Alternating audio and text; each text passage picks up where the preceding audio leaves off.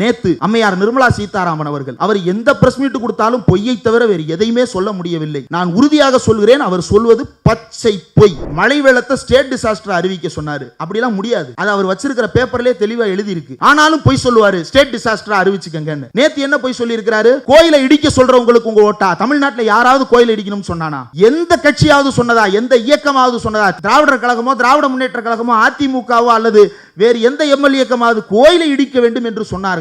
இல்லை. ஆனா அவன் கோயிலை இடிக்கணும்ன்ற அர்த்தத்தில் எதை எடுத்துக்கிறான்னா, நம்ம கோயிலுக்குள்ள அர்ச்சகரா உள்ள போறோம் இல்லையா, அதையே அவன் இடிக்கிறதா எடுத்துக்கிறான். அவன் இடத்தில் நம்முடைய கால் தடம் பதிவதையே அவன் இடிப்புக்கு சமமாக கருதி கொண்டிருக்கிறான் என்பதை தவிர நிர்மலா சீதாராமன் வார்த்தைகள் வேறு என்ன உணர்த்துகின்றன? மோடி வந்து பேசிட்டு போனாரு, போன வாரம் பேசிட்டு போனாரு. ராமர் கோயிலுக்கு எதிராக திமுக வெளிநடப்பு செய்தது. இவர்கள் இந்து விரோதிகளாக இருக்கிறார்கள். இந்து விரோதி என்பதை அவர்கள் திமுகவுக்கு அல்ல, திமுகவுக்கு வாக்களித்த அத்தனை தமிழர்களையும் நோக்கித்தான் சொல்லுகிறார்கள். ரோட்டில் போகக்கூடிய பாஜக அது என்னவா மாத்தி பேசுறான்? நீங்க எல்லாம் கோயிலை இடிக்கிற கட்சி தானே பேசுறான். ஒரு ஆதாரம் இருக்கிறதா? இல்லையே. ஆனாலும் தொடர்ந்து பொய் செய்திகளை கட்டமைத்து இந்தியாவின் குடியாட்சி முறைக்கும் இந்தியாவின் இறையாண்மைக்கும் திமுக எதிராக இருப்பது போன்ற ஒரு தோற்றத்தை, தமிழர்களே எதிராக இருப்பது போன்ற ஒரு தோற்றத்தை தொடர்ந்து உருவாக்கி கொண்டே இருக்கிறார்கள். நேத்து மோடி அனுப்புறாரு, 4 மணிக்கு தேர்தல் அறிவிச்சிட்டாரு ஆணையர். 5 மணிக்கு எல்லாருக்கும் மெசேஜ் அனுப்புறாரு. காலையில இருந்து சாயங்காலம் வரைக்கும் மெசேஜ் வருது. எனக்கு 5 மணிக்கு மெசேஜ் வருது. என்னன்னு மெசேஜ் வருது? விக்ஷித் பாரத் சங்கல்ப் அப்படின்ற ஒரு மெசேஜ் நிறைய பேருக்கு வந்திருக்கும். ஒருவேளை நீங்க பார்க்கலன்னா உங்க வாட்ஸ்அப்ல விக்ஷித்னு சர்ச் பண்ணி பாருங்க. ஹிந்தியில ஒரு இது வந்திருக்கும், ஸ்பாம்ல போய் விழுந்திருக்கும். உண்மையிலேயே ஸ்பாம் தான். என்ன சொல்றாரு? எல்பிஜி கொடுத்துட்டேன், வீடு கட்டி கொடுத்துட்டேன், பெண்களுக்கு சுய உதவி குழுக்கு நிதி கொடுத்துட்டேன். பெண்கள் சுய உதவி குழுக்களுக்கு நிதி கொடுப்பது யாரு? கூட்டுறவு வங்கிகளா? இல்லையா? கூட்டுறவு வங்கிகள் தானே கொடுக்குது. விவசாய கடனை யார் கொடுக்கிறா? கூட்டுறவு வங்கிகள் தானே கொடுக்கிறது. கூட்டுறவு வங்கிகள் யார் கட்டுப்பாட்டில் இருக்கின்றன? மாநில அரசின் கட்டுப்பாட்டில் இருக்கின்றன. பிஜேபி இந்த சங் பரிவார் எந்த காலத்திலும் நம்மை அரசியல் ரீதியாக வடக்கில் இருப்பவர்களோடு ஒன்று சேர விடாது. பார்லிமெண்டரி டெமோக்ரசி அப்படிப்பட்ட சூட்சமங்களையும் உள்ளே வைத்திருக்கிறது. ஆனால் வடக்கில் இருக்கக்கூடிய மக்களோடு நமக்கு ஏற்படக்கூடிய இணக்கம் எப்படியானதாக இருக்க வேண்டும்? பனியாக்களை விரட்டுவதில் நாம் ஒன்று சேர வேண்டுமா இல்லையா? ஆமாவா இல்லையா? பனியாக்களை விரட்டுவதற்கு தமிழ்நாடு தனியாக போராடினால் விரட்டிவிட முடியுமா? அதானியை விரட்டுவதற்கு தமிழ்நாடு தனியாக போராடினால் விரட்டிவிட முடியுமா? அதானியை விரட்டுவதற்கு, அம்பானியை விரட்டுவதற்கு நாம் தனியாக போராடினால் செய்துவிட முடியுமா? ஹார்பரா கொள்ளையடிச்சிட்டு இருக்கானே, அதில் பாதிக்கப்படுவது தமிழர்கள் என்று நாம் பார்க்கிறோம். இந்தியாவில் இருக்கக்கூடிய அத்தனை தொழிலாளர்களும் அதில் பாதிக்கப்பட்டு கொண்டே இருக்கிறார்கள் என்பதை நாம் இப்போது பேசாவிட்டால் எப்போதும் நமக்குள் ஒற்றுமை ஏற்படாது. அந்த ஒற்றுமை இன்மை என்கின்ற நிலையைத்தான் அவர்கள் விரும்பிக் கொண்டே இருக்கிறார்கள். பிஜேபி அதைத்தான் நம் மத்தியில் பேசிக்கொண்டே இருக்கிறது. மாநிலத்தை கெடுத்த அதிமுக, மாநிலத்தை கண்டுகொள்ளாத பாஜக, இந்த கள்ள கூட்டணியை மக்கள் அடையாளம் கண்டு கொண்டிருக்கிறார்கள். மக்கள் நலனே முக்கியம்னு செயல்பட்டு கொண்டிருக்கக்கூடிய நமது திராவிட மாடல் தமிழ்நாட்டு மக்களாகிய நீங்கள் துணை இருப்பது போல உண்மையான வளர்ச்சியை நமது நாடு காண ஒட்டுமொத்த இந்திய மக்களும் தயாராகிவிட்டார்கள். பாசிசத்தை வீழ்த்த இந்தியாவை காக்க ஸ்டாலின் அழைக்கிறேன். நார்த் அண்ட் தி சவுத், பொதுவாக நாம் அனைவருக்கும் இருக்கக்கூடிய மனநிலை என்னவென்றால், தெற்கு வடக்கிற்கு வழிகாட்டி கொண்டிருக்கிறது. தெற்கு தான் வடக்கிற்கு பெரும் வெளிச்சத்தை கொடுத்து கொண்டிருக்கிறது. அந்த வெளிச்சத்தை பின்பற்றி வடக்கு வருவதற்கு மறுக்கிறது. இப்போதுதான் ஒரு சிலர் பேச தொடங்கி இருக்கிறார்கள். அந்த அளவில் மகிழ்ச்சி அடைகிறோம் என்பதுதான் நாம் அனைவரும் கொண்டிருக்கக்கூடிய கருத்து. வடக்கை பற்றி நாம் வைத்திருக்கக்கூடிய புரிதலை நாம் தெளிவுபடுத்தி கொள்ள வேண்டும். வடக்கில் 400 சீட்டுகள் ஜெயிப்பதாக, அதாவது இந்தியா முழுவதும் 400 சீட்டுகள் ஜெயிக்கப் போவதாக மோடி நாடாளுமன்றத்தில் மார்தட்டி பேசிக் கொண்டிருக்கிறார். 370 சீட்டுகள் தனிப்பெரும்பான்மையோடு வெற்றி பெற்று விடுவேன் என்று அறுதியிட்டு கூறுகிறார். அதற்கு ஏற்றார் போல, அதற்கு ஒத்திசைவு தருவார் போல இந்தியாவில் இருக்கக்கூடிய பெரும்பான்மையான, ஏன் அத்தனை வெகுஜன ஊடகங்களும் அதற்கான ஏற்பாடுகளை களத்தில் செய்வதற்கு தகுந்த சில கணிப்புகளை வழங்கி கொண்டே இருக்கிறார்கள். அதனுடைய விமர்சனங்களையும் பார்த்திருக்கிறோம். தமிழ்நாட்டில் 4 சீட்டுகள் பிஜேபி ஜெயிக்கப் போகிறது. ஆனால் எத்தனை சதவீதம் என்று பார்த்தால் 17%. சரி, முதலிடம் எடுக்கப் போபவன் அப்போது 20% தான் பெறுவானா என்று எடுத்து பார்த்தால் இல்லை, அவன் 51% பெறுகிறான். 2ஆம் இடத்தில் 17%.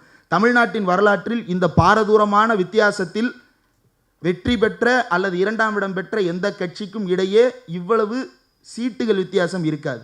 51% வாக்குகளை ஒரு கட்சி பெறுகிறது என்றால் அந்த கட்சி கிட்டத்தட்ட அறுதி பெரும்பான்மையோடு வாஷ் அவுட்டாக வெற்றி பெறுகிறது என்பதைத்தான் நாம் கடந்த நாடாளுமன்ற தேர்தல்களில் பார்த்திருக்கிறோம். ஆனால் நம்ம எல்லாம் முட்டாளாக நினைத்து கொண்டு நமக்கு முன்னாலேயே பல்வேறு கணிப்புகளை வடநாட்டில் இருந்து தொடர்ச்சியாக இங்கே இறக்குமதி செய்து கொண்டிருக்கிறார்கள். அதை பார்த்து நாம் என்ன புரிதலுக்கு வந்துவிட்டோம் என்றால், அவ்வளவுதான், இனிமேல் வடக்கு முடிவெடுத்து விட்டது, உத்தரப்பிரதேசம் முடிவெடுத்து விட்டது, பீகார் முடிவெடுத்து விட்டது, நிதிஷ் கை கழுவி விட்டார், மம்தா காங்கிரஸோடு கூட்டணி இல்லாமல் தனியாக போராடுவதற்காக நின்று விட்டார். இதுவெல்லாம் எம்மாத்திரம், இது பிஜேபிக்கு முன்னால் எந்த காலத்திலும் எடுபடாது என்று நாமே நமக்குள் புலம்பத் தொடங்கிவிட்டோம். அந்த புலம்பலை நாம் தெளிவுபடுத்திக் கொள்ள வேண்டும்.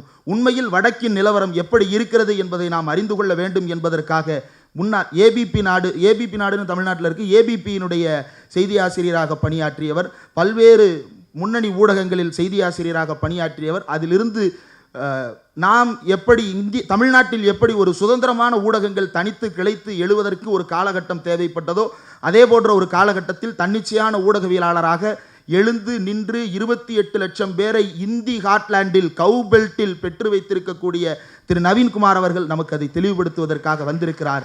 ஆனால் தெற்கு எப்படிப்பட்டதாக இருக்கிறது என்பதை நாம் மீண்டும் மீளாய்வு செய்து கொள்ள வேண்டும். இந்த தேர்தலில் நாம் பிஜேபியை தோற்கடிக்கப் போகிறோம், பிஜேபி என்னும் கட்சியை ஆட்சியிலிருந்து இறக்கப் போகிறோம், அதற்காக இந்த தேர்தல் நடத்தப்படுகிறது என்று சொன்னால் ஆம், ஒரு இடத்தில் அது உண்மை. ஆனால் அது மட்டுமே ஒட்டுமொத்த உண்மையாக இருக்கிறதா என்றால் இல்லை. சிலர் கூட கேட்கலாம், ஊடகவியலாளர் என்ற பெயரை வைத்துக்கொண்டு பிஜேபியை எதிர்த்து பேசுகிறாய், ஊடகவியலாளர் என்கின்ற பெயரை வைத்துக்கொண்டு பாராளுமன்றத்தை விமர்சித்து பேசுகிறாய், பத்திரிகையாளர் என்ற பெயரை வைத்துக்கொண்டு இந்தியாவின் இறையாண்மையை கேள்வி கேட்டுக்கொண்டே இருக்கிறாய் என்று தொடர்ச்சியாக ஊடகவாதங்களில் விமர்சனங்கள் வந்து கொண்டே இருக்கின்றன. இந்த இறையாண்மை என்கின்ற பொருளைத்தான் தொடர்ச்சியாக பலரும் பேசிக்கொண்டே இருக்கிறார்கள்.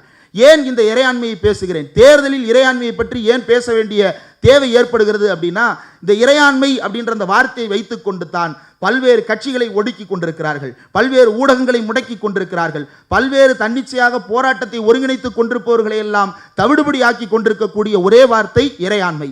அந்த இறையாண்மை என்பதற்கு என்ன பொருள், இந்த இறையாண்மை என்பதை நாடாளுமன்றம் எந்த இடத்தில் அர்த்தப்படுத்த தொடங்குகிறது என்று எடுத்து பார்த்தால், தமிழ்நாட்டில் பேரறிஞர் அண்ணா அன்றைக்கு திராவிட நாடு கேட்டு முழக்கமிட்டார். அதனை தடுத்து நிறுத்த வேண்டும் என்பதற்காக பிரிவினை பேசக்கூடாது என்று ரெஸ்ட்ரிக்ஷன் என்கின்ற பெயரில் ப்ரொஹிபிஷன், அதாவது அதற்கான ஒரு தடுப்பை உருவாக்குதல் என்பதை முற்றுமுழுதாக தடுத்து நிறுத்துதல் என்று மாற்றி இதை பற்றி பேசவே கூடாது என்கின்ற சட்ட திருத்தத்தை செய்தபோதுதான் நாடாளுமன்றத்தில் இறையாண்மையை பற்றி அதிகமாக பேசியிருக்கிறார்கள். இறையாண்மையை பற்றி கான்ஸ்டியூவன்ட் அசம்பிளி பேசினதை விட பார்லிமெண்ட் அந்த காலகட்டத்தில் அதிகமாக பேசுகிறது. அண்ணா இறையாண்மையை இரண்டாக பிரித்து காட்டுகிறார். Political sovereignty rests with the people. அரசியல் இறையாண்மை என்பது மக்கள் மன்றத்தில் இருக்கிறது, மக்கள் மத்தியில் இருக்கிறது. மக்கள் தான் அந்த இறையாண்மையை தீர்மானிக்கிறார்கள், இறையாண்மையை மக்கள் தான் முடிவு செய்து கொண்டிருக்கிறார்கள். ஆனால் லீகல் சாவர்னிட்டி இரண்டு கூறுகளாக இருக்கிறது. ஒன்று ஃபெடரல் யூனிட், இன்னொரு கான்ஸ்டியூவன்ட் யூனிட். அதாவது மாநிலத்திற்கும் ஒன்றியத்திற்கும் இடையில் சட்டப்பூர்வ இறையாண்மை என்பது பகிர்ந்தளிக்கப்பட்டிருக்கிறது.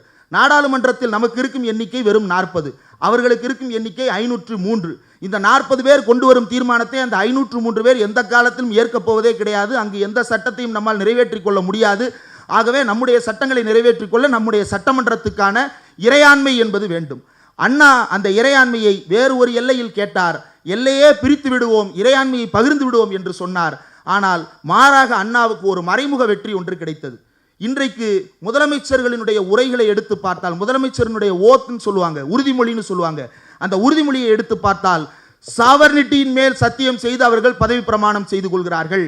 அந்த சாவர்னிட்டியின் மீது சத்தியம் செய்து பதவி பிரமாணம் எடுத்துக்கொண்டு சாவர்னிட்டியின் அதிகாரிகளாக த ஸ்டாஃப் ஆஃப் சாவர்னிட்டி என்று முதலமைச்சர்களை உருவாக்குவதற்கு அண்ணா அன்று எழுப்பிய முழக்கம் ஒரு முக்கியமான காரணகர்த்தாவாக இருந்தது. அது அண்ணாவின் தோல்வி என்று பலர் கருதலாம். ஆனால் நாம் இன்றைக்கு பேசிக் கொண்டிருக்கக்கூடியது ஃபெடரல் ஸ்ட்ரக்சர் என்பதற்கான அடித்தளத்தை அந்த இடத்தில் இருந்தேதான் நாம் தொடங்க வேண்டும். எந்த இடத்தில் விட்டோமோ அந்த இடத்திலிருந்து தொடங்க வேண்டும். இப்போ இந்த சாவர்னிட்டி பிரச்சனை மக்களுக்கு என்ன பாதிப்பை ஏற்படுத்தி கொண்டிருக்கிறது? அது நாடாளுமன்றத்துக்குள்ளேயும் சட்டமன்றத்துக்குள்ளேயும் ஏற்படுற பிரச்சனை தானே. அது மக்கள் மத்தியில் எப்படியான பிரச்சனையாக மாறுகிறது? இதை யூடியூபின் வாயிலாக கேட்டுக்கொண்டிருப்பவர்களுக்கு குழப்பமாக இருக்கலாம். என்ன இவன் இறையாண்மை என்ற அகடமிக்கான வார்த்தையை எல்லாம் பேசிக் கொண்டிருக்கிறான், எதற்காக இப்படி உளறிக் கொண்டிருக்கிறான்? மக்களுக்கு கேஸ் விலை பிரச்சனையாக இருக்கிறது, மக்களுக்கு எல்பிஜி விலை பிரச்சனையாக இருக்கிறது, மக்களுக்கு பெட்ரோல் டீசல் விலை பிரச்சனையாக இருக்கிறது, விலைவாசி பிரச்சனையாக இருக்கிறது. அதை பற்றித்தானே பேச வேண்டும். இறையாண்மையை பற்றி ஏன் பேசுகிறாய் என்று பலரும் கேள்வி எழுப்பிக் கொண்டிருக்கிறார்கள். இந்த இறையாண்மை என்பதும் ஒற்றுமை என்பதும் பல்வேறு இடங்களில் நமக்கு பல சிக்கல்களை ஏற்படுத்தி கொண்டே இருக்கிறது. அந்த இறையாண்மையை புரிந்து கொள்ளாவிட்டால் மக்களுக்கு நாம் நிச்சயமாக முழுமையான தெளிவை அளிக்க முடியாது என்கின்ற நெருக்கடி ஏற்படுகிறது. சமீபத்தில் நாம் எல்லோரும் ஒரு செய்தியை பார்த்திருப்போம். PM ஸ்ரீ என்ற பள்ளிக்கூடங்களுக்கு தமிழ்நாடு அரசு கையெழுத்து போட்டு விட்டது அப்படின்னு. தமிழ்நாடு தேசிய கல்விக் கொள்கையை ஏற்றுக்கொண்டு விட்டதா? அப்படின்னு பலரும் கூட கொந்தளித்தார்கள், நம்முடைய தோழர்களை கொந்தளித்தார்கள். உண்மையில் அந்த இடத்தில் தேசிய கல்விக் கொள்கையை ஏற்றுக்கொள்கிறேன் என்று தமிழ்நாடு அரசு பிரகடனம் செய்யவில்லை.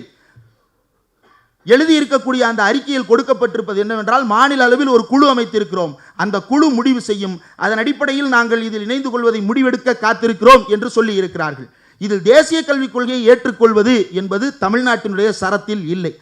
ஆனால் பிஎம் ஸ்ரீ அப்படின்ற அந்த பள்ளிக்கூடத்தினுடைய திட்டத்தை எடுத்து பார்த்தோம்னா அதனுடைய நோக்கமே தேசிய கல்விக் கொள்கையை அமல்படுத்துவது தான். அப்புறம் எதுக்கு அந்த பிஎம் ஸ்ரீ பள்ளிக்கூடம்னு நீங்க கேட்கலாம். தேசிய அளவில் எஜுகேஷன் அப்படின்ற அந்த ஒரு செக்டாருக்கு கீழே மாநிலங்களுக்கு வரக்கூடிய வரி, நம்ம ஓவரால் டிஸ்பர்ஸ்மெண்ட் பற்றி பேசுவோம், 41% வரி பகிர்மானம் ஒட்டுமொத்த வரிகளிலிருந்து கொடுக்கப்பட வேண்டும் அப்படின்னு. ஆனால் அதற்கு கீழ் திட்டங்கள் வாயிலாக கல்வித்துறை அப்படின்னா தமிழ்நாட்டு கல்வித்துறைக்கு இந்தாப்பா 1000 கோடி அப்படின்னு கொடுக்க போகிறது கிடையாது. மாறாக தமிழ்நாட்டின் கல்வித்துறை எப்படி ஒன்றிய அரசு நிதியை பெறணும்னா அவன் கொடுக்குற திட்டத்தை செயல்படுத்தினா மட்டும்தான் நிதி பெற முடியும். அப்போ அப்படின்னா வெளிநாட்டுக்காரண்ட காசு வாங்கி கொடுக்குறானா? இல்லையே, உங்கள் அப்பன் வீட்டு காசு, என் அப்பன் வீட்டு காசு.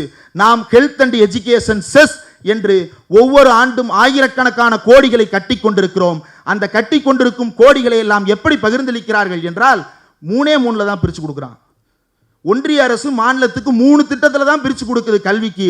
ஒன்று பிஎம் ஸ்ரீ, இன்னொன்று சமர சிக்ஷான்ற பேரில் ஒன்று, இன்னொன்று பிஎம் போஷான். போஷான் அப்படின்றது ஊட்டச்சத்து தொடர்பானது. அதில் தேசிய கல்விக் கொள்கையை புகுத்த முடியல.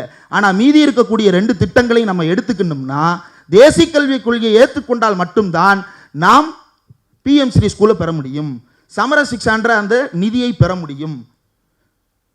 அப்போ மாநில அரசினுடைய இறையாண்மை, நம்முடைய கல்வியை தீர்மானிக்கும் அதிகாரத்தை இந்த மாநில அரசாங்கம் வைத்திருக்கிறதே, அதற்குரிய பொருள் என்ன? அர்த்தமற்றதாக மாற்றி விட்டார்கள். எல்பிஜி சிலிண்டர் இன்னைக்கு ரோட்ல போய் கேள்வி கேட்டோம்னா மக்கள் எல்லாரும் கொந்தளிக்கிறாங்க, அரசாங்கம் ஏத்திருச்சுன்னு. எந்த அரசாங்கம் எப்படி ஏத்துச்சு? அதை கண்ட்ரோல் பண்ற வழிமுறை மாநிலத்திட்ட இருக்கா? நீங்க எல்லாம் ஓட்டு போட்டு தேர்ந்தெடுக்கிறீங்க, 234 தொகுதிகளில் ஓட்டு போட்டு தேர்ந்தெடுக்கிறீங்க உறுப்பினர்களை. அந்த உறுப்பினர்களால இதில் ஒரு முடியை கூட கிள்ளி போட முடியாத அளவுக்கு அதிகாரத்தை ஒன்றிய அரசு குவித்து வைத்திருக்கிறது. இந்த குவிப்பை தமிழ்நாடு தனியாக இவ்வளவு காலமும் போராடி கொண்டுதான் இருந்திருக்கிறது. அதனால் நமக்கு கிடைத்த வெற்றி என்ன அப்படின்றத நம்ம யோசித்து பார்க்கணும். இது நிரந்தர தீர்வை நோக்கி நாம் நகர வேண்டும் என்றால் அதற்கு நாம் என்ன வழிமுறைகளை பின்பற்ற வேண்டும்? இது கல்வி என்கின்ற ஒரு புலத்தில் வெள்ள நிவாரணத்தில் நடந்த பிரச்சனைகளை பேசி இருக்கிறோம். மாநில பேரிடர் நிவாரண நிதி, தேசிய பேரிடர் நிவாரண நிதி, இரண்டுக்கும் இருக்கக்கூடிய வேறுபாடு என்ன, ஏன் இன்னும் 1 பைசா கூட கொடுக்கல அப்படின்றத ஏற்கனவே விரிவாக பேசி இருக்கிறோம். நேத்து மோடி அனுப்புறாரு, 4 மணிக்கு தேர்தல் அறிவிச்சிட்டாரு ஆணையர், 5 மணிக்கு எல்லாருக்கும் மெசேஜ் அனுப்புறாரு. காலையில இருந்து சாயங்காலம் வரைக்கும் மெசேஜ் வருது, எனக்கு 5 மணிக்கு மெசேஜ் வருது. என்னன்னு மெசேஜ் வருது? விக்ஷித் பாரத் சங்கல்ப் அப்படின்ற ஒரு மெசேஜ் நிறைய பேருக்கு வந்திருக்கும். ஒருவேளை நீங்க பார்க்கலன்னா உங்க வாட்ஸ்அப்ல விக்ஷித்னு சர்ச் பண்ணி பாருங்க, ஹிந்தியில் ஒரு இது வந்திருக்கும், ஸ்பேமில் போய் விழுந்திருக்கும். உண்மையிலே ஸ்பேம் தான், உண்மையான ஸ்பேம் அதுதான். என்ன சொல்றாரு? எல்பிஜி கொடுத்துட்டேன், வீடு கட்டி கொடுத்துட்டேன், பெண்களுக்கு சுய உதவி குழுக்கு நிதி கொடுத்துட்டேன். பெண்கள் சுய உதவி குழுக்களுக்கு நிதி கொடுப்பது யாரு? கூட்டுறவு வங்கிகளா இல்லையா? கூட்டுறவு வங்கிகள் தானே கொடுக்குது. விவசாய கடனை யார் கொடுக்குறா? கூட்டுறவு வங்கிகள் தானே கொடுக்கிறது. கூட்டுறவு வங்கிகள் யார் கட்டுப்பாட்டில் இருக்கின்றன? மாநில அரசின் கட்டுப்பாட்டில் இருக்கின்றன. அந்த ரத்து செய்யக்கூடிய கடன்களை யார் சுமக்க போகிறார்கள்? மாநில அரசு சுமக்க போகிறது. அப்படி நீ சுமக்காதே, விச் மீன்ஸ் அப்படி மாநில மக்களினுடைய வரி, வட்டி உள்ளிட்டவற்றை நீ தலையிடாதே, அவங்க வட்டியை கட்டட்டும், நீ அதை ரத்து செய்யாதன்னு ஒன்றிய அரசின் சட்டங்கள் வலியுறுத்துகின்றன. அதை தாண்டி மாநில அரசு மக்களுக்காக அந்த கடனை தள்ளுபடி செய்து சுமையை தன் தலையில் ஏற்றி வைத்திருக்கிறது. அப்ப இது இறையாண்மையோடு தொடர்புடையதா இல்லையா? சட்டமன்றம் முடிவெடுக்கும் அதிகாரம் என்பது இறையாண்மை தொடர்புடையது. அந்த இறையாண்மையை வைத்துத்தான் நான் அங்க எடுத்துட்டேன்னா நீங்க முடிவெடுக்க கூடாதுன்னு சொல்றான். அப்ப இந்த அவையில உட்கார்ந்து இருக்கிற 234 பேர் யாரு? அவனுக்கு என்ன மரியாதை? 44 பேர், 40 பேர் அங்க அனுப்பியிருக்கமே, புதுச்சேரியில் இருக்கக்கூடிய ஒரு தமிழரை சேர்த்து 40 பேர் அனுப்பியிருக்கமே, அந்த 40 பேருக்கு என்ன மரியாதை நாடாளுமன்றத்தில்? அப்போ இதனுடைய மதிப்பை எப்படி நாம் உயர்த்தி கொள்ள போகிறோம்? வடக்கு வெர்சஸ் தெற்கு என்பது தொடர்ச்சியாக நாம் பேசிக் கொண்டிருப்பது. ஆனால் அந்த வடக்கு எந்த வடக்கு? நாம் வெர்சஸ் போட்டு எதிரில் நிப்பாட்டி வைத்திருக்கும் வடக்குக்கு எதிராக இன்றைக்கும் வடநாட்டில் இருக்கும் பகுஜன்கள், தலித்துகளும் பிற்படுத்தப்பட்டோரும் ஒருங்கிணைந்து குரல் கொடுத்துக் கொண்டிருக்கிறார்கள். அப்படி குரல் கொடுத்துக் கொண்டிருப்பவர்களில் ஒருவர் தான் நவீன்குமார். வடநாட்டில் இருக்கும் பகுஜன்களுடைய ஒருவருக்கு உதாரணம் தான் நவீன்குமார். அவர் நம்மோடு வந்து பேசிக் கொண்டிருக்கிறார். இந்த பேச்சின் மூலமாக நாம் சாதிக்க விரும்புவது என்ன? வடக்கும் தெற்கும் எந்த இடத்தில் சேர வேண்டும்? இந்தியா கூட்டணின்னு ஒரு கூட்டணியை பற்றி பேசுகிறோமே, அந்த கூட்டணியை ஏன் ஆதரிக்கிறோம்? திமுக என்கின்ற ஒரு கட்சியோ அல்லது தமிழ்நாட்டிலிருந்து ஏதோ ஒரு கட்சியையோ நாம் தேர்ந்தெடுத்து அனுப்பிவிட்டால் அங்கு போய் ஒன்றும் செய்ய முடியாது. ஒரு கூட்டணியை அங்கு உருவாக்க வேண்டும். கூட்டணி தேர்தலில் மட்டுமல்ல, கூட்டணி என்பது ஆட்சி நடத்துவதிலும் வேண்டும் என்பதுதான் நம்முடைய கோரிக்கை. அதன் அடிப்படையில் தான் இந்தியா கூட்டணி என்கின்ற ஒரு கருத்தை வலுப்பெறச் செய்வதற்காக பலரும் இங்கே வேலை செய்து கொண்டிருக்கிறார்கள். ஆமாவா இல்லையா? 40 பேர்னால செய்ய முடியாதுன்றதுனால தான் இந்தியா என்கின்ற ஒட்டு மொத்தத்தையும் நாம் இழுத்து வைத்து கொண்டிருக்க வேண்டிய தேவை ஏற்பட்டிருக்கிறது. அந்த தேவையை நாம் பூர்த்தி செய்ய வேண்டும் என்றால் அரசியல் ரீதியிலான ஒற்றுமையாக மட்டுமல்லாமல் களத்திலும் அந்த ஒற்றுமையை நாம் காண்பித்து ஆக வேண்டும். பேரறிஞர் அண்ணா அழகாக ஒரு விஷயத்தை குறிப்பிட்டிருக்கிறார் தன்னுடைய எல்லோரும் இந்நாட்டு மன்னர் என்கின்ற புத்தகத்தில். இந்த புத்தகத்தில் அண்ணாவினுடைய கட்டுரை குடியாட்சி கோமான் இணையதளத்தில் இருக்கிறது, எல்லோரும் எடுத்து படிக்கலாம். 10 பக்கம் தான், இங்கிருந்து வீட்டுக்கு நடந்து போகிற தூரத்துக்குள்ளே படிச்சிடலாம். அண்ணா குடியாட்சி முறைக்கு எதிராக மக்களாட்சி முறைக்கு எதிராக பல கருத்துக்களை இதில் சொல்றார். மக்களாட்சி முறைக்கு எதிராக கருத்து சொல்றாரு. ஆமாம், மக்களாட்சி முறையில் இருக்கக்கூடிய ஓட்டைகளை அவர் கோடு போட்டு காட்டுகிறார். மக்களாட்சி முறையில் இருக்கும் ஓட்டைகளை அவர் எப்போ கோடு போட்டு காட்டுறாரு? பெரியாரோட இருக்கும்போது அல்ல, 1967 எலெக்ஷனுக்கு முன்னாடி கோடு போட்டு காட்டுறாரு. இந்த குடியாட்சி முறையை பின்பற்றித்தான், மக்கள் ஆட்சி முறையை பின்பற்றித்தான் ஹிட்லரும் முசோலினியும் வந்தார்கள். அப்படியானவர்களை நாம் எப்படி ஏற்றுக்கொள்ள போகிறோம்? இவனை நாம் நாட்டுக்கு அதிபனாக நமக்கெல்லாம் தலைவனாக ஏற்றுக்கொள்ள வேண்டுமாமே? ஏன் நாட்டவரின் மதிப்பை பெறத்தக்க செயல் யாது இவன் செய்தனன்? பிறந்தானே, அதி தவிர இவன் செய்தது என்ன? நாட்டுக்காக என்ன பாடுபட்டான்? இது மன்னரை நோக்கி பிரெஞ்சு புரட்சி கேட்டதாக அண்ணா குறிப்பிட்டிருக்கக்கூடிய வரிகள். இந்த வரிகளை இன்றைக்கு யாருக்கு பொருத்தி பார்க்க முடிகிறது? சொல்லும் போதே உங்க மனசுல பல சித்திரங்கள் தோன்றுகிறது. ஏன் இந்த குடியாட்சி முறையை பின்பற்றி நம்மை நாமே வதைத்து கொண்டிருக்கக்கூடிய கொடுமைக்கு நம்மளை ஆட்படுத்தி இருக்கிறார்கள். என்ன செய்திருக்கிறார்கள்? சமீபத்தில் ஒரு பிரச்சனை, பீகாரில் இருக்கக்கூடிய தொழிலாளர்களை தமிழ்நாடு அடித்து விரட்டி விட்டது.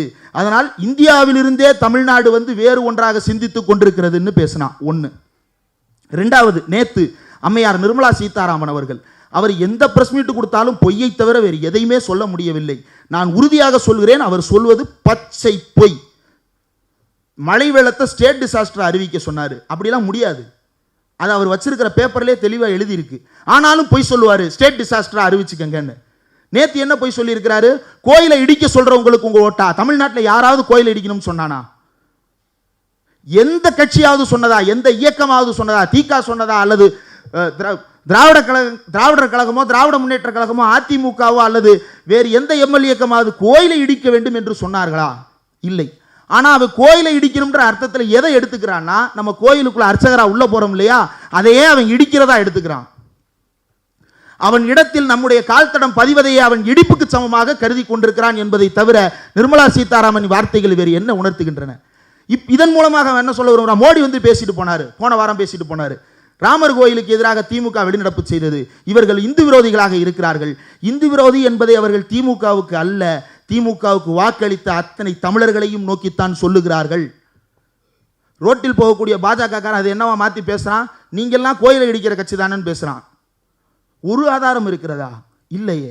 ஆனாலும் தொடர்ந்து பொய் செய்திகளை கட்டமைத்து இந்தியாவின் குடியாட்சி முறைக்கும் இந்தியாவின் இறையாண்மைக்கும் திமுக எதிராக இருப்பது போன்ற ஒரு தோற்றத்தை, தமிழர்களே எதிராக இருப்பது போன்ற ஒரு தோற்றத்தை தொடர்ந்து உருவாக்கி கொண்டே இருக்கிறார்கள். நாம் இந்த இடத்தில் விழித்து கொண்டு செயல்பட வேண்டியது என்னவென்றால், இந்த பிஜேபி, இந்த சங் பரிவார் எந்த காலத்திலும் நம்மை அரசியல் ரீதியாக வடக்கில் இருப்பவர்களோடு ஒன்று சேர விடாது. பார்லிமெண்டரி டெமோக்ரஸி அப்படிப்பட்ட சூட்சமங்களையும் உள்ளே வைத்திருக்கிறது. ஆனால் வடக்கில் இருக்கக்கூடிய மக்களோடு நமக்கு ஏற்படக்கூடிய இணக்கம் எப்படியானதாக இருக்க வேண்டும்? பனியாக்களை விரட்டுவதில் நாம் ஒன்று சேர வேண்டுமா இல்லையா? ஆமாவா இல்லையா? ஆமாவா இல்லையா? பனியாக்களை விரட்டுவதற்கு தமிழ்நாடு தனியாக போராடினால் விரட்டிவிட முடியுமா? அதானியை விரட்டுவதற்கு தமிழ்நாடு தனியாக போராடினால் விரட்டிவிட முடியுமா? அதானியை விரட்டுவதற்கு, அம்பானியை விரட்டுவதற்கு நாம் தனியாக போராடினால் செய்துவிட முடியுமா? ஹார்பரா கொள்ளையடிச்சிட்டு இருக்கானே, அதில் பாதிக்கப்படுவது தமிழர்கள் என்று நாம் பார்க்கிறோம். இந்தியாவில் இருக்கக்கூடிய அத்தனை தொழிலாளர்களும் அதில் பாதிக்கப்பட்டு கொண்டே இருக்கிறார்கள் என்பதை நாம் இப்போது பேசாவிட்டால் எப்போதும் நமக்குள் ஒற்றுமை ஏற்படாது. அந்த ஒற்றுமையின்மை என்கின்ற நிலையைத்தான் அவர்கள் விரும்பிக் கொண்டே இருக்கிறார்கள். பிஜேபி அதைத்தான் நம் மத்தியில் பேசிக்கொண்டே இருக்கிறது. இப்போது பேசிக்கொண்டிருக்கக்கூடிய நம்முடைய இந்த காலகட்டம் என்பது மிகவும் கொடூரமான காலகட்டமாக மாறி இருக்கிறது. அறத்தின் பக்கம் நாம் நிற்போம். அவனுடைய மதிப்பீடு நம்மளை பற்றி என்ன தெரியுமா? இவன் 6 மணிக்கு மேலே சண்டை போட வர மாட்டான், சங்கு ஊதிட்டா சண்டையை நிறுத்திடுவான், முதுகில் குத்த மாட்டான், தவறான வழிகளில் போரில் ஈடுபட மாட்டான். நம்மளை பற்றி எல்லாமே அவனுக்கு நல்லாவே தெரியும். அப்போ நம்ம என்ன செய்ய போகிறோம்? மக்கள் மத்தியில் போய் பிரச்சாரம் செய்ய வேண்டும் என்பதை தவிர இதில் நமக்கு என்ன பாடம் கிடைக்கிறது? தேர்தலில் பாசிசத்தை வீழ்த்திட முடியுமா கேள்வி கேட்குறாங்க. சிலர் தேர்தல் புறக்கணிப்புன்னு கூட சஜஸ்ட் பண்ணுறாங்க. காலங்காலமாக தேர்தல் புறக்கணித்தவர்கள் எல்லாம் இப்போது தேர்தலில் போட்டியிட வேண்டும், தேர்தலில் நாம் ஆதரவு தெரிவிக்க வேண்டும் என்று மாறி இருக்கின்ற சூழ்நிலையில் ஒரு சிலர் திடீரென்று தேர்தலையே புறக்கணிக்க வேண்டும் அப்படின்லாம் சஜஸ்ட் பண்ண ஆரம்பிச்சிருக்கிறாங்க. இந்த தேர்தல் என்பது பாசிசத்தை ஒழிப்பதற்கான வழியா என்றால் ஆம், பாசிசம் அதிகாரத்தை அடைவதை தடுப்பதற்கு தேர்தலில் நாம் அவர்களை தடுத்து நிறுத்தியாக வேண்டும் என்பது ஒரு வழி. அதே நேரத்தில் சமூகத்தில் ஏற்படுத்த வேண்டிய மாற்றங்களை நாம் தொடர்ச்சியாக பேசிக்கொண்டே இருக்க வேண்டும் என்பது இன்னொரு வழி. 2 வழியையும் நாம் தொடர்ச்சியாக செய்திடாவிட்டால் அந்த இடத்தில் பிஜேபி கோட்டை கட்டி விடுகிறது. பிஜேபி இப்போது தமிழ்நாட்டிற்குள் புகுந்திருக்கக்கூடிய நிலைமை அல்லது இந்தியாவிற்குள் புகுந்திருக்கக்கூடிய நிலைமை என்னவென்றால், வடக்குக்கும் தெற்குக்கும் இருக்கக்கூடிய வித்தியாசம் என்று அவர்கள் பேசிக் கொண்டிருப்பது எதை என்றால் ஒரே ஒரு அண்டர்லைனிங் ஃபேக்டர் தான். மக்கள் மத்தியில் ஜனநாயகத்தை பயிற்சியாக நாம் கொண்டு போய் சேர்க்காமல் விடுபட்ட அந்த இடைப்பட்ட காலத்தில் தான் ஒரு நாடு, ஒரு தேசம், ஒரு ஒற்றைத்துவத்தை நோக்கி இந்தியாவை நகர்த்தி கொண்டிருக்கும் விதை மக்கள் மத்தியில் போடப்பட்டிருக்கிறது. அந்த இடம், அந்த வேக்கம், அந்த வெளி களையப்பட வேண்டும், அந்த இடைவெளி நிரப்பப்பட வேண்டும். அந்த இடைவெளி எப்படிப்பட்டதால் நிரப்பப்பட வேண்டும் என்பதை நாம் இப்போது தொடர்ச்சியாக பேச வேண்டிய நிர்பந்தத்திற்கு ஆளாகி இருக்கிறோம். 80 vs 20 பேசலாம். இந்தியாவில் இருக்கக்கூடிய 20 கோடி முஸ்லிம்களுக்கு எதிரானவர்கள் நாங்கள், அவர்களுக்கு எதிரான தேர்தல் இது என்று பிரகடனம் செய்கிறார்கள். அமைச்சர் பதவியை கையில் வைத்துக் கொண்டு இதனை வெளிப்படையாக பேசிக் கொண்டிருக்கிறார்கள்.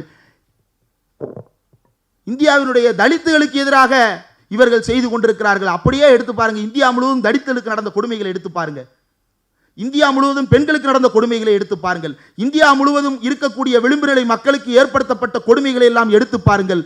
இந்த கொடுமைகள் எல்லாம் எதனால் நிகழ்ந்தது? இந்த கொடுமைகளை எல்லாம் தொடர்ந்து நான் நிகழ்த்தப் போகிறேன் என்பதையே பிரகடனமாக வைத்து மக்கள் மன்றத்தில் இன்றைக்கு வந்து நின்று கொண்டிருக்கிறார்கள். கூச்சமற்றவர்களாக அவனுடைய கருத்தை பேசுவதற்கு அவன் கூச்சப்படுவதே இல்லை. ஆனால் நாம் ஒரு வார்த்தை அதிகமாக போடுவதற்கு ஐயோ என்னுடைய தோல் ரொம்ப சென்சிட்டிவாக இருக்குது, இதை நான் எப்படி சொல்கிறது அப்படின்னு பயப்படுறோம். நம்முடைய தோல் தடிக்காதவரை, பாசிசத்தை எதிர்ப்பதற்கு தமிழர்களுடைய தோல் தடிக்காதவரை, இந்தியர்களுடைய தோல் தடிக்காதவரை இந்தியாவுக்கு விடிவு கிடையாது. பாசிசத்தை எதிர்க்க வேண்டும் என்றால் முதலில் நாம் விட்டொழிக்க வேண்டியது நம்முடைய கூச்சத்தை, உண்மையை பேசுவதற்கு இருக்கக்கூடிய கூச்சத்தை. ஒரு சங்கி ரோட்டில் போகும் போக்கில் பொய்யை சொல்லிவிட்டு போகிறான். அவனிடம் உண்மையை சொல்லுவதற்கு கூச்சப்பட்டு நாம் வாயை மூடிக்கொண்டு போவதால் என்ன சாதித்து கிழிக்க போகிறோம்? அப்படியான பொய் செய்திகள் இன்றைக்கும் வாட்ஸ்அப்பில் உலாவிக் கொண்டிருக்கின்றன. பிள்ளைகளை வைத்திருக்கக்கூடிய பெற்றோர்கள், ஆசிரியர்களுடைய குழுக்களை ஓபன் பண்ணி பாருங்க. அந்த குழுக்களில் பிள்ளை குட்டி கடத்தல்காரர்கள் அதிகரித்து விட்டார்கள் பொய் செய்தி பரப்புறான். இதுக்கு அரசியலுக்கு என்ன சம்பந்தம் நீங்க நினைக்கலாம்? உங்களை இன்செக்யூரா மாற்றணும், உங்களுக்கு பாதுகாப்பற்ற உணர்வை ஏற்படுத்தணும், உங்களை அச்சத்திற்குள் தள்ள வேண்டும். அந்த அச்சத்தில் தான் பாசிசம் வேர்விட்டு வளர்ந்து கொண்டிருக்கிறது. அந்த அச்சத்தை ஒழிக்க வேண்டும் என்றால் நாம் கூச்சத்தை நீக்கியே ஆக வேண்டும். உண்மையை சொல்லுவதற்கு நாம் தயக்கத்தை எந்த காலத்திலும் கையில் வைத்திருக்க கூடாது. தயக்கம் மோசமான அழிவை தரக்கூடிய நோயாக நமக்கு மாறிக்கொண்டிருக்கிறது. சிஏஏவின் மூலமாக இந்து ராஷ்டிரத்தை அமைப்பதை உறுதிப்படுத்துகிறார்கள். இஸ்லாமியர்கள் வந்தால் பாதுகாப்பு இல்லை என்பதை ஓப்பனா பேசுறாங்க. சொல்ல வேண்டியதுதானே இஸ்லாமியர்கள் தீவிரவாதிகள்னு ஓப்பனா சொல்ல முடியாது. சொன்னா தேர்தல் களம் உடனடியாக திசை திரும்பிவிடும் என்பது அவர்களுக்கு தெரியும். அதனால பாதுகாப்புன்னு சால்ஜாப்பு வார்த்தைகளை சொல்லி நம்ம ஏமாற்றி கொண்டிருக்கிறார்கள். இந்த சிஏஏவால இஸ்லாமியர்களுக்கு தான் பிரச்சனையா? இங்க இருக்கிற யாருக்குமே சிஏஏ பத்தி பயம் இல்லையா? சிஏஏ என்ற சட்டம் வந்தவொடனே எல்லாருக்குள்ளே ஒரு பயம் வந்ததா இல்லையா? இது நாட்டுக்குள்ளே என்ன செய்ய போகுதுன்ற பயம் வந்ததா இல்லையா? கேள்வியாக கேட்கிறேன் தோழர்களே, வந்ததா இல்லையா? வந்ததே. அந்த பயத்தை உருவாக்குவதுதான் அவர்களுடைய வேலை. இந்த பயத்தை அவர்கள் தொடர்ந்து உருவாக்கி கொண்டிருக்கிறார்கள். இதனை நாம் எதிர்க்க வேண்டும் என்றால் இதனை எல்லா வகைகளிலும் நின்று நாம் எதிர்க்க வேண்டும். எந்த இடங்களிலெல்லாம் நமக்கு எதிரான சதிகள் நிகழ்ந்து கொண்டிருக்கிறதோ அந்த இடங்களிலெல்லாம் நாம் ஒன்றுபட்டு நின்று நம்முடைய ஜனநாயக குடியரசை காப்பாற்ற வேண்டும். இந்த ஜனநாயக குடியரசை காப்பாற்ற வேண்டும் என்றால் நாம் என்ன செய்தாக வேண்டும்? வடக்கில் இருக்கும் பார்வை என்ன, தெற்கில் இருக்கும் பார்வை என்ன என்பதை உரையாடலோடு நிறுத்தி கொள்ளாமல் அதனை தொடர்ந்து பயிற்சியாக மாற்ற வேண்டும். வடக்குக்கும் தெற்குக்கும் இருக்கக்கூடிய ஒற்றுமைகள் என்று பேசுவதனாலேயே இங்கு தீங்கு வந்துவிடும் என்று நினைக்க தேவையில்லை. வடக்கும் தெற்கும் ஒன்றாக நிற்க வேண்டிய காலகட்டம் இந்த காலகட்டமாக மாறியிருக்கிறது. இந்த நிதி பிரச்சனைகளை தமிழ்நாடு தனியாக போராடி கொண்டிருக்கிறது. பிடிஆர் நிதியமைச்சராக இருந்த போதும், தங்கம் தென்னரசு நிதியமைச்சராக இருந்த போதும், இருக்கின்ற போதும் முக்கியமான ஒரு விஷயத்தை சுட்டிக்காட்டி கொண்டே இருக்கிறார்கள். ஜிஎஸ்டி குழு கூட்டத்தில் நாம ஒரு விஷயத்தின் மீது, ஒரு பொருளின் மீது ஜிஎஸ்டி விதிக்கப்படுவதை எதிர்க்கிறோம். ஆனால் வேற ஒரு மாநிலம், அந்த மாநிலத்தில் அந்த பொருளே கிடையாது, ஆனால் அந்த மாநிலம் அந்த பொருளின் மீது ஜிஎஸ்டி போடுவதை ஆதரிக்கிறது. ஏன் ஆதரிக்குது? தமிழ்நாட்டில் அந்த பொருளின் மீது ஜிஎஸ்டி போடுவதால் ஒன்றியத்துக்கு வந்து சேரக்கூடிய நிதி ஆதாரங்கள் அதிகமாகும். ஒரு பொருள் மீது 1 பைசா அதிகமாக போட்டாலும் ஒன்றியத்துக்கு வந்து குவியும் கோடிகள். அந்த கோடிகள் யாருக்கு பிரித்து கொடுக்கப்படுகிறது? தமிழ்நாட்டுக்கு கொடுக்கப்படுகிறதா? இல்லை. அதனால் மற்ற மாநிலங்கள் அதை ஆதரித்துக் கொண்டிருக்கிறார்கள். அப்போ இதனை ஜிஎஸ்டி கவுன்சில் கூட்டத்தில் நம்மால் பேச முடியாது. ஜிஎஸ்டி கவுன்சில் கூட்டத்தில் நமக்கு ஒற்றுமை வேண்டும் என்றால் ஜிஎஸ்டி கவுன்சில் கூட்டத்துக்கு வெளியில் அரசியல் அரங்கில் நமக்குள் ஒற்றுமை தேவைப்படுகிறது. ஒரு பகுஜன் ஒற்றுமை தேவைப்படுகிறது, ஒரு பார்ப்பன எதிர்ப்பு ஒற்றுமை தேவைப்படுகிறது, ஒரு பாசிச எதிர்ப்பு ஒற்றுமை தேவைப்படுகிறது, ஒரு பணியா எதிர்ப்பு ஒற்றுமை தேவைப்படுகிறது. இந்த பார்வையை நாம் கூர்தீட்டி கொண்டாலே ஒழிய இந்த ஜனநாயக குடியரசை நாம் காப்பாற்ற முடியாது. திட்டம் திட்டமாக எதிர்த்து கொண்டிருப்பதால் நாம் அனைவரும் ஒவ்வொரு முறையும் தனித்தனியாக போராடி கொண்டிருக்கிறோம். ஆனால் அவன் திட்டம் திட்டமாக நம்மை எதிர்க்க வைத்துவிட்டு, நம்மை துண்டாடி விட்டு, திட்டம் திட்டமாக நம்மளை எதிர்க்க வைக்கிறது காரணம் என்ன? நீங்க சமீபத்தில் வந்த எல்லா செய்திகளையும் எடுத்து பாருங்க. State versus union, state versus union, state versus union, எல்லா செய்திகளையும் 2 நமக்கு கொடுத்துக்கிட்டே இருப்பான். மாநில அரசு மழை வெள்ளத்துக்கு நிவாரணம் கேட்டது, அங்க என்ன நடந்தது? மழை வெள்ளத்தில் மாநில அரசு ஒன்றிய அரசு எதிர்க்கிறது, நிதி கொடுக்கவில்லை. கேஸ் சிலிண்டர் மாநில அரசு ஒன்றிய அரசை எதிர்க்கிறது. அடுத்து வேற ஒரு விஷயம், எக்ஸ்ன்ற விஷயம், அதில் மாநில அரசு ஒன்றிய அரசு எதிர்க்கிறது. சிஏஏ மாநில அரசு ஒன்றிய அரசை எதிர்க்கிறது. ராமர் கோயில் மாநில அரசு ஒன்றிய அரசு எதிர்க்கிறது. மக்களுக்கு அயற்சியை ஏற்படுத்தும்.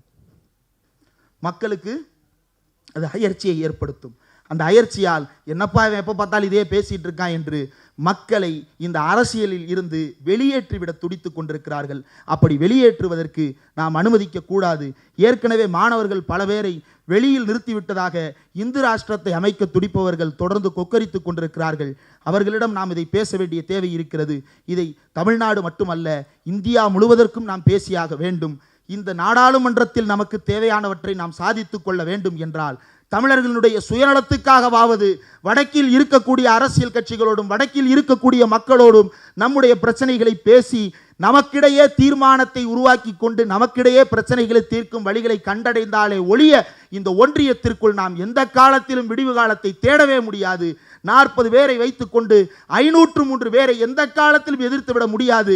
ஆனால் இந்த 40 பேருக்கு ஆதரவாக 280 பேர் நமக்கு பக்கத்தில் நிற்க வேண்டும் என்றால் அரசியல் அரங்கிலும் மக்கள் மன்றத்திலும் அவர்களுக்கு நாம் தோளோடு தோள் நிற்க வேண்டும். அவர்கள் நமக்கு தோளோடு தோள் நிற்க வேண்டும். அப்படி தோளோடு தோள் நிற்காமல் நாம் எந்த காலத்திலும் பாசிசத்தை வீழ்த்தி விடவே முடியாது. நம்மை பற்றிய உண்மையான புரிதலை அவர்கள் பெற்றாக வேண்டும். அதைத்தான் அண்ணா சொல்லுகிறார். நீங்கள் எல்லோரும் நினைத்துக் கொண்டிருக்கிறீர்கள் இப்போது உங்களுக்கு பெரும்பான்மை இருக்கிறது, அந்த பெரும்பான்மையை வைத்து அண்ணாதுரை என்னும் சிறுபான்மையை வீழ்த்தி விட்டேன் என்று. ஆனால் நீங்கள் எனக்கு வேறு ஒரு விஷயத்தை எளிமையாக மாற்றிவிட்டீர்கள். It is also easier for me to go back to my people and say, well, I fought for you singly and all alone, and yet the bill was passed. What shall I do? And my people naturally will say, all right, let us resist it. Therefore, you are creating an atmosphere of lawlessness and you are making the people to break the laws என்று சொன்னார். மக்கள் சட்டத்தை உடைப்பதற்கு வழிவகுப்பது உங்களுடைய நாடாளுமன்றம் தான். இந்த நாடாளுமன்றத்தில் உங்களுடைய பெரும்பான்மையை வைத்துக் கொண்டு அண்ணாதுரை என்னும் சிறுபான்மையை, திமுக என்னும் சிறுபான்மையை, தமிழன் என்னும் சிறுபான்மையை வீழ்த்தி விட்டதாக நீங்கள் நினைத்துக் கொண்டிருக்கிறீர்கள். இன்னொரு பக்கம் எனக்கு வேறு ஒரு வேலை எளிதாகி இருக்கிறது. அண்ணாதுரை ஒற்றையாளாக நின்று போராடினான். தமிழன் ஒருவன் நாடாளுமன்றத்தில் ஒற்றையாளாக நின்று போராடினான். அந்த போராட்டத்துக்கு தீர்வு கேட்டான். கொடுக்க மறுத்தது நாடாளுமன்றம். என்ன செய்வது என்று நான் மக்களை கேட்கப் போகிறேன். மக்கள் இயல்பாக சொல்லுவார்கள், நாம் போராடுவோம், இதனை எதிர்த்து நிற்போம் என்று. அந்த போராட்டத்தையும் எதிர்த்து நிற்க வேண்டிய துணிவையும் நாம் பெற்றிட வேண்டிய காலகட்டம் வந்திருக்கிறது. வந்திருக்கக்கூடிய இந்த காலகட்டத்தை விட்டுவிட்டு நாம் நீண்ட காலமாக தமிழ்நாட்டுக்கு உள்ளே மட்டும் பேசிக்கொண்டே இருந்த விஷயத்தை இந்தியா முழுவதும் கொண்டு சேர்க்க வேண்டிய காலகட்டத்தை உணர்ந்து கொண்டு நாம் தொடர்ந்து பயணிப்போம். நாம் வெற்றியடைய வேண்டும் என்பது நம்முடைய சுயநலத்திற்காகவாவது அவர்களோடு ஒன்று நிற்க வேண்டும். அவர்களுடைய பிரச்சனைகளை நாமும், நம்முடைய பிரச்சனைகளை அவர்களும் புரிந்து கொண்டாலே ஒழிய இந்த சிக்கல்களை, இந்த இடியாப்ப சிக்கலை தீர்க்கவே முடியாமல் போகும். அப்படி தீர்க்க முடியாத நிலையை நோக்கித்தான் நம்மை நகர்த்தி கொண்டிருக்கிறார்கள். இந்த அடிமை முறையை நாம் ஒழிக்க வேண்டும். நிறைவாக ஒரே ஒரு விஷயம், முடிப்பதற்கான நேரம் வந்துவிட்டது. நாடாளுமன்றத்தில் ஒரே ஒரு விஷயம் இங்கே இருக்கிற எல்லாருக்கும் தெரியும், ஆனால் பார்த்துட்டு இருக்கிறவங்களுக்கு இது தெரியுமான்னு தெரியல. நாடாளுமன்றத்துக்கு நாம் ஒரு விஷயத்துக்கு ஒப்புதல் கொடுத்துட்டோம்னா அது அடிமை சாசனத்துக்கு சமம். நீ போட்ட கையெழுத்தை திரும்ப பெறவே முடியாது. ஒன்றும் இல்லை, நாடாளுமன்றத்தில் ஓட்டெடுப்பு நடக்குது. நம்ம போட்ட கையெழுத்தை மட்டும் இல்லைங்க, நம்ம போடாத கையெழுத்துக்கும் நாம் அனுபவித்துக் கொண்டிருக்கிறோம். நாடாளுமன்றத்தில் நிறைவேற்றப்படுகின்ற எல்லா சட்டங்களுக்கும் தமிழ்நாட்டினுடைய உறுப்பினர்கள் ஒப்புதல் தந்திருக்கிறார்களா? இல்லை. ஆனால் சட்டம் திணிக்கப்படுகிறது. இது ஒடுக்குமுறை இல்லையா? இது அடிமை முறை இல்லையா? நீ எனக்கு கீழ்ப்பட்டவன், அதனால் நீ இதை ஏற்றுக்கொள்ள வேண்டும் என்கின்ற அடிமைத்தனத்தை நமக்கு பூத்திக் கொண்டே இருக்கிறார்கள். இதனை நாம் எதிர்க்க வேண்டும் என்றால் அரசியல் அரங்கத்தில் மட்டுமல்ல, மக்கள் அரங்கத்திலும் இதனை பிரச்சாரம் செய்ய வேண்டும், இதனை பேசிக்கொண்டே இருக்க வேண்டும் என்பதுதான் இன்றைக்கு அண்ணாவும் பெரியாரும் இருந்தால் சொல்லி இருப்பார்கள். அம்பேத்கர் இருந்தார் சொல்லி இருப்பார். அம்பேத்கர் அரசியலமைப்பு சட்டத்தை கொளுத்துவேன் என்று சொன்னார்.